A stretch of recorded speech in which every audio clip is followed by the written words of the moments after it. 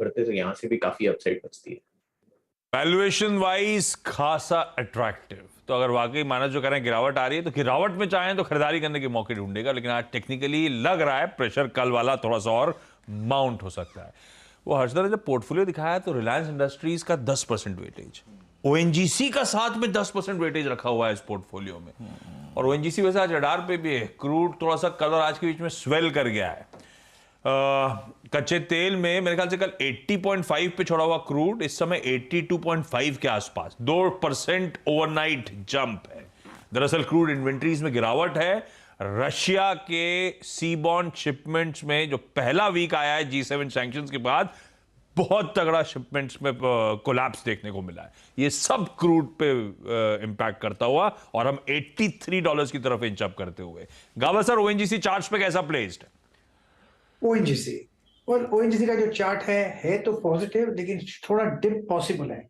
अगर ऐसा कुछ होता है तो 140 में सपोर्ट है, वहां से एक सपोर्ट मिल सकता है। फिलहाल थोड़ा डिप पॉसिबल है।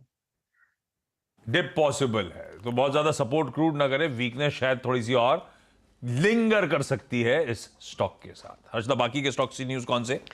दूसरे काउंटर्स में आज आप बंधन बैंक पर भी नजरें रखेंगे। बंधन बैंक को दरअसल एक बाइंडिंग बिड एक एसेट रिकंस्ट्रक्शन कंपनी से मिली है और ये 801 करोड़ की बाइंडिंग बिड है। बिड इसीलिए इन्होंने एक अपना करीब 8,897 करोड़ का जो पोर्टफोलियो था वो राइट ऑफ किया था और उसके लिए ये बिड आई है।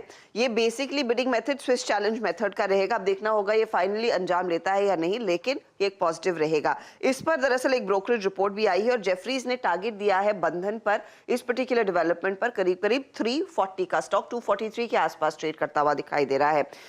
ये जो तकरीबन स्टेक सेल होगा, राइट ऑफ कर रहे हैं, रिटर्न ऑफ लोन्स को बेचेंगे, ये इक्वेट करेगा करीब 4 से 15% प्रॉफिट बिफोर टैक्स में FY23 के लिए, और इसकी वैल्यू अगर असाइन होगी करीब 15 से 55% के बीच पे होती हुई दिखाई देगी। एसेट क्वालिटी इस लिहाज से इंप्रूव होती नजर आ रही है, वैल्यूएशंस अट्रैक्टिव है, ये जेफरीज का कहना है और वो स्टॉक आप रेडार पर रखेंगे। याद रखिए 340 का टारगेट है, स्टॉक करीब 243, यानी कि यहां से करीब 100 रुपए के अपसाइड की गुंजाइश देखने को मिल सकती है। चलिए कुछ और खबरों में, आज कल्पतरू पावर और जेएमसी प्रोजेक्ट्स रेडार पर। एनसीएलटी ने अप्रूवल दे दिया है कि जेएमसी प्रोजेक्ट्स का कल्पतरू पावर में विलय होगा। मर्जर रेशो 1 शेयर कल्पतरू के पावर के सामने 4 आपको जेएमसी के मिलेंगे।